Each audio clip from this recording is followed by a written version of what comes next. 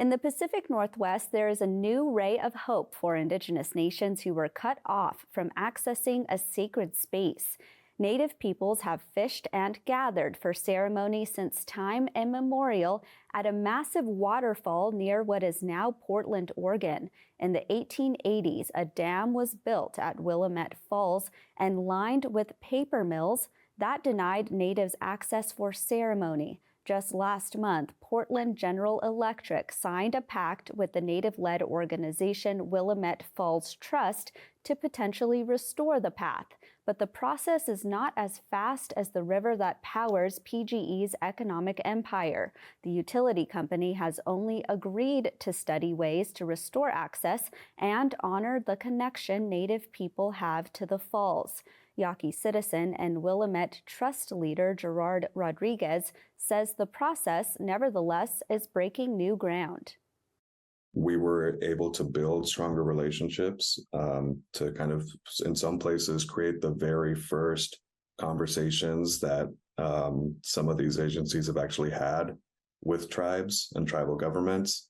And now the entire landscape has shifted so that we can be in the lead, guiding the vision as Indigenous people in order to restore this place and bring others along rather than the other way around. As the environment ministers from 8 countries that border the Amazon meet, struggles continue for the Indigenous people in the rainforest. Last week, the Road to the Amazon Summit 2023 was held in Colombia. It gathered to lay the groundwork for next month's talks in Portugal. On the agenda was the well-being of the roughly 400 different Indigenous peoples who live in the Amazon. Currently, these nations face ongoing threats to its lands related to natural resource development. Brazil's President Luiz Lula da Silva, who is pushing to present a joint declaration at COP28 in November, acknowledged Native peoples' work and influence.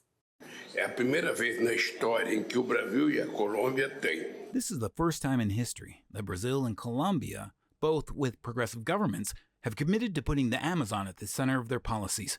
We have a lot in common. We are 2 great multicultural democracies marked with a valuable contribution of Indigenous people.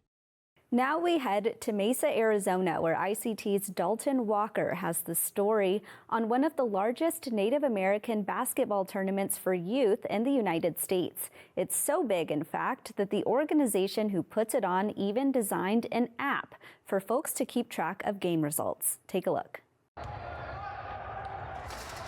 It is no secret that basketball is wildly popular for Native American communities. That was on display here at the 2023 Sports Native Junior Nationals Tournament hosted by Tribe Athletics. A whopping 234 teams played 566 total basketball games here in late June. All of the players were Indigenous, ranging from elementary ages all the way to recent high school graduates. The athletes traveled far and wide to get here for the 3-day competition, including from Canada and Alaska. John Yarrow Jr. is the founder and director of Tribe Athletics. He told me this idea started because he knew Indigenous basketball players had the skills, but what they were lacking was exposure to college coaches and recruitment. We started locally.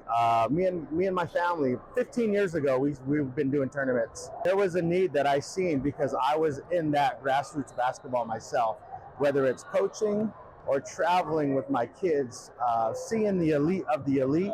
There was a need for this. The games were all played under one roof, on about 16 basketball courts. That was a decision made on purpose. College coaches, they love to look at multiple courts. They love being able to turn around and look at another court right there that is playing. 18-year-old Katie Waka is from the Menominee tribe and was recruited by the team Legendary Elite to play here. It was a key move given that Katie will play at the college level for the University of Wisconsin lacrosse. She told ICT you did not have to look far to see the high level of competition from Indigenous players here. In Mesa, Arizona, Dalton Walker, ICT News. And those are the headlines for the ICT Newscast.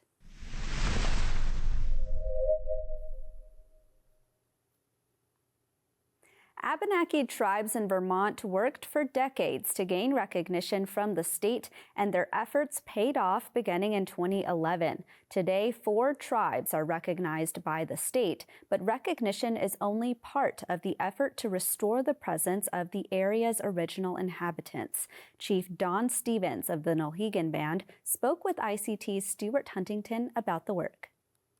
Sir, welcome to our show. Thank you. Should say Willawani. Thank you. Sir, tell us a little bit about the relationship your nation has with the state. You don't have federal recognition, but you do have a relationship with Vermont. That is correct. We received recognition officially, legal recognition in the state of Vermont in 2011. Nulhegan and Elnu Abenaki tribes were the first Abenaki tribes in the states to be recognized. In 2012, the Missisquoi and the Coassuck received their recognition. Our traditional territory, the Western Abenaki territory, goes from about Turners Falls, Mass, up into New Hampshire, all of Vermont, up into Canada, across over to about Lake Umbagog. So we take care of our citizens in any of our traditional territories, wherever they live.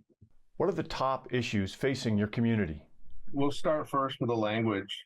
When we were first concentrating on culture, one of the top priorities, I mean, when I say concentrating, I mean, culture is always part of who we are, right?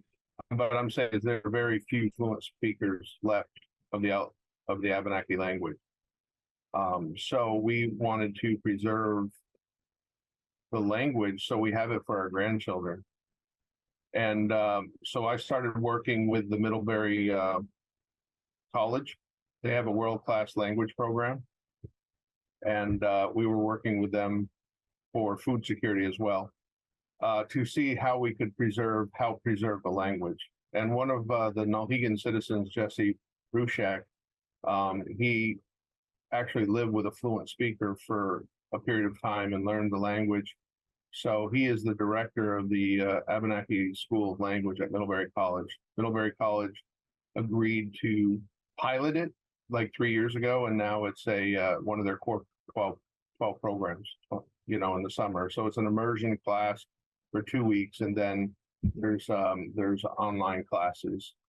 So the language is starting to be spoken and heard more, and that also piggybacked into working with the state and the Vermont Commission on Native American Affairs to get our language on state park signs. When state park signs are replaced, it'll include English and Abenaki language. And we're also working with various parts of the state to rename wildlife management areas or other types of things, so our language will always be heard and hopefully spoken. And sir, you mentioned food as an issue. Yeah, well, since there's such a large health disparities with our community, we as a tribe, our responsibility is trying to find ways to feed our people. Because if you have lack of nutritious food, then you have higher health disparities. So it became a mission of our tribe to feed all of our people as best we can under food security. I don't call it food sovereignty because we don't have our own land. We only have a small part of a small amount of acreage that belongs to the tribe. So if you can't grow your own food, you have to rely on others. So it's a three-pronged approach. One was to get land access, so that way our people can gather natural foods and medicines through land access agreements, which includes, like gathering leeks, fiddleheads, natural foods and medicines like our ancestors did traditionally. The second was to work with farmers who did have land to help grow food.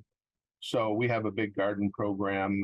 We have a lot of growers that are producing food, and we're educating them on our food systems. And we recapture the seeds of our indigenous seeds, and we create a seed bank so we can give to our citizens. And we have three food distribution sites throughout not only the state of Vermont but New Hampshire to help feed our people. And then I work with the Fish and Wildlife Department to get our hunting and fishing rights, so that way people don't have to pay for their hunting licenses. They can go out and hunt wild game and be able to feed their family in that way as well. So we have a food program. We did acquire a bison herd a couple of years ago. So we have bison to help feed our people as well. So that's part of our meat production. Is the bison herd on your acreage? It is not. We have forest land in Barton. This is on a leased land that we lease from a farmer, and we pay them basically grazing fees. And sir, is there anything else you'd like to tell us? All we want to do is be ourselves and to be able to leave something for our children and our grandchildren, and to celebrate our culture just like everybody else wants to do. And I think that our people have been through a lot of adversity and still are. And I believe that we stay strong as a community. And if we can preserve our language, our culture, and our traditions, then that's all we can ask for. And to be able to make our lives of our children and our grandchildren much easier than where we have it. So we can stand on the shoulders of our ancestors, and maybe they can stand on ours. Chief Don Stevens, thank you so much for joining us. Thank you very much. I'll say adio. Nanawamaze olibamkani means goodbye. Take care until I see you again, and I hope you have safe journeys.